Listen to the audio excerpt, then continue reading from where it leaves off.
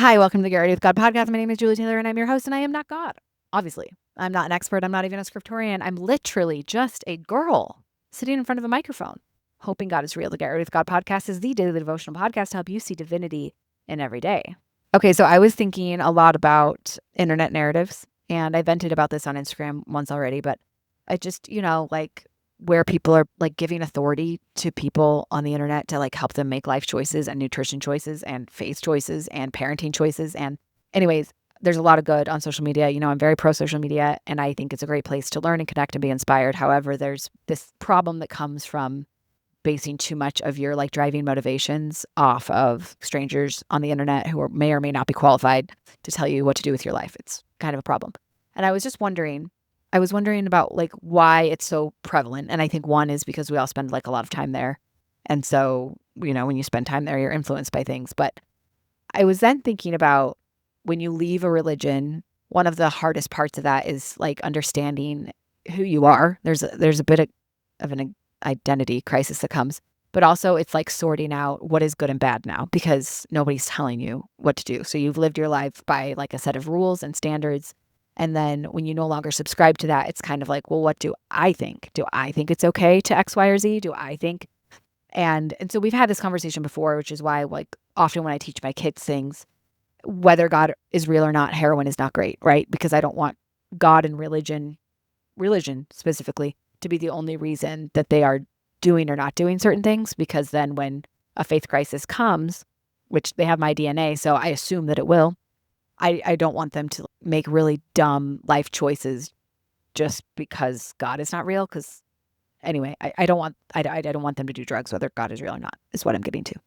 And so one of the reasons I think this is so hard, though, is for me, it felt like part of my religious programming was outsourcing my intuition, where it was like, this is what good feels like, and this is what bad feels like, and these things will make you feel good, and these things will make you feel bad, rather than explore for yourself and decide how you feel. It was like, it was predetermined. Like, this will make you feel good, and this will make you feel bad, right? Like, don't you feel it? And so when I left religion, I was really confused a lot. I was really confused because I didn't know what was anxiety and what was intuition. I didn't know what I actually felt was good or bad, or what I actually felt was right or wrong. I didn't know how to make choices without this predetermined set of rules and standards that I had subscribed to my whole life. And I didn't actually have a lot of experience knowing what that felt like and making decisions myself. And I've heard a similar story from a lot of people who are transitioning out of religion, or if they haven't left religion, it's something that they're starting to feel bothered by. Now that I'm back participating in a religion, I have found one of the differences between me now and me then, but when I was in the religion before, is that while I hold a reverence and respect for the religion and the religious teachings and the standards, and I choose to follow out of like respect and integrity of like, I'm choosing to participate in this religion, and so I will follow the rules mostly. I no longer outsource my intuition, and I no longer outsource my decision making. And I feel very much like I am making my own choices based on what I believe to be good or bad or right or wrong, rather than doing something that I don't know, understand, or agree with because I'm being told to do it. And this works for me because I cannot handle being told what to do. That is something that runs the deepest in me. We're still all shocked that I can hold a job because I do not respond well to being told what to do. I just don't. And so the only way that I can live and the only way I can participate in religion is to be certain that it is my choice that I'm making.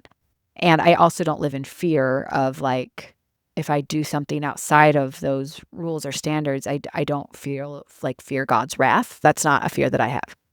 It's taken a lot of work and unpacking to get here, reprogramming, but maybe this hasn't been your experience at all.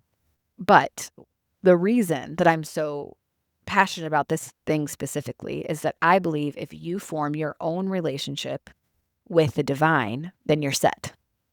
Someone asked me recently, like, oh, how do you handle staying in religion? Again, I'm not like white knuckling it, like, oh, I hope I can do this. I hope I can stay here. I am making a very clear and conscious choice to participate here. And when things come across my desk that I don't agree with, it's very comfortable for me now to like take it to the source. The way that I find peace in my life and in religion and in faith and with divinity is that I feel like I have a personal relationship and communication line with God. And I believe that is open and accessible to every single human. And I want nothing more than to get you to access and invest in that communication line and that relationship because it will be the guiding force in your life. And so there's a danger that comes when we're outsourcing our intuition. And that danger is we have an inability to process dissonance. Everything feels like a crisis. Everything feels like a threat. And we don't know what is good or bad. And so we will tolerate and even maybe do some things that are not great. And we will miss out on some things that are really good. The only goal that I have is to help you find divinity in every day, to encourage you to find. I'm not even going to show it to you. But I think that if you open your heart and mind to divinity and you say, I'm willing, I think God will do the rest. And I don't want you to trust me. I don't want you to believe me. Like, this is not the Julie show. You don't need to believe or like anything I say. The only goal of this podcast is to get you to access your own relationship with the divine. Because I have all the faith in the world. I have 100% faith that if you do that, God will teach you, show you, guide you where you personally need to be. I don't know where you need to be. I don't know what's right for you. I will never claim to. But God does.